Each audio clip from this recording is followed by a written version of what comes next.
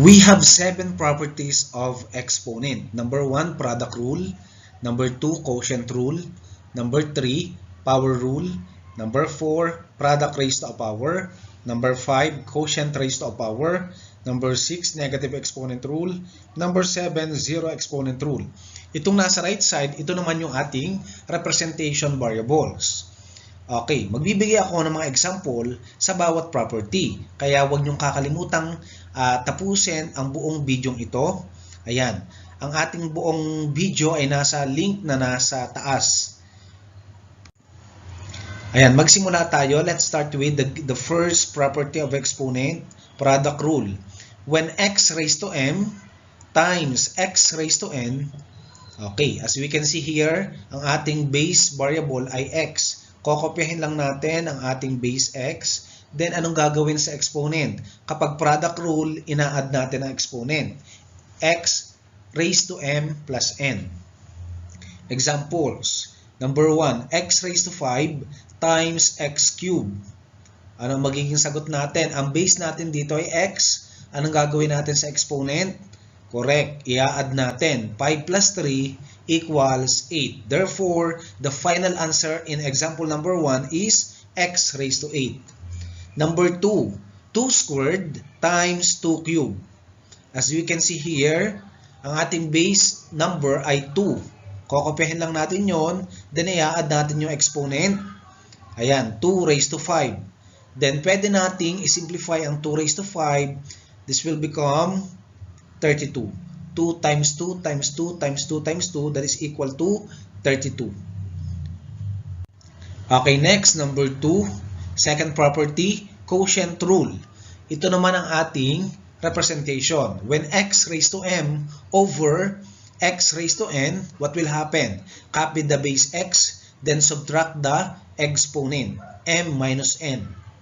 Let's proceed to our given example. Number 1, x raised to 5 over x squared.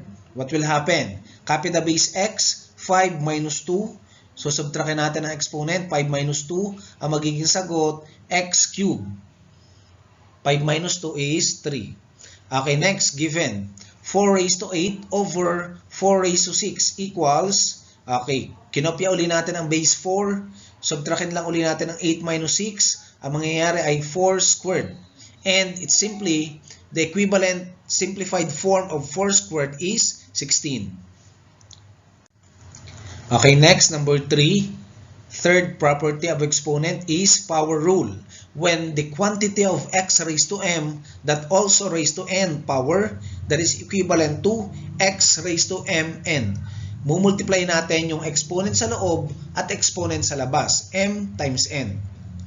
Example number 1. The quantity of x raised to 5 that also raised to 3. What will happen? X raised to 15. Minultiply lang natin ang 5 times 3.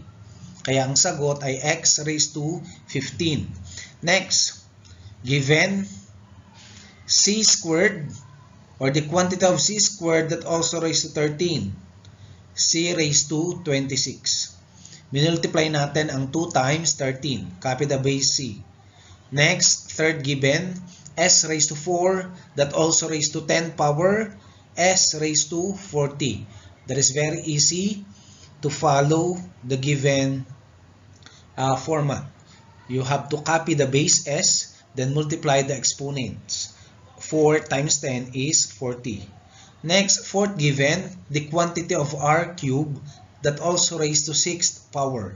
Copy the base r. What will happen? The final answer is 3 times 6 is 18. Copy variable r or base r. Therefore, the final answer here is r raised to 18. Next, fourth property of exponent, that is product raised to a power. This is the representation, the quantity of x raised to m, y raised to m that also raised to n power. What we're going to do, you only have to do is to distribute the nth exponent to exponent inside the quantity. What will happen? X raised to mn, y raised to mn. Examples. Number 1, the quantity of x cubed y raised to 6 that also raised to 2. Ang exponent natin sa labas ng quantity ay 2. I-multiply lang natin ito distributively sa bawat exponent ng ating base variable.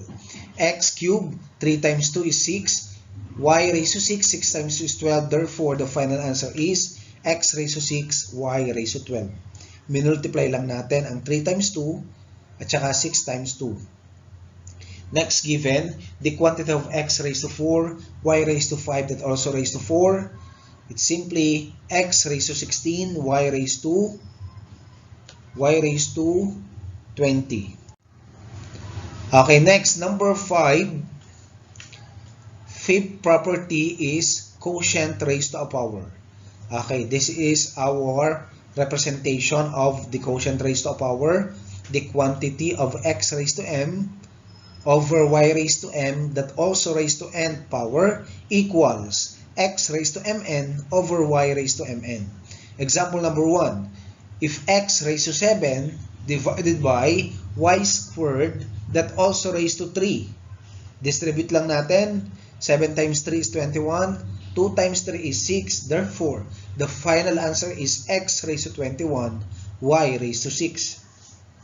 We can't apply the quotient rule here. Why? Because the base in numerator is x, while the base variable in denominator is y. Paano naman kapag ganito ang given? Okay, nangyayari din sa ating quotient raised to a power na kapag parehas ang base variable. Example, x raised to 7 over x squared that also raised to 3 equals x raised to 21 over x raised to 6, then i-apply natin ang direct quotient rule.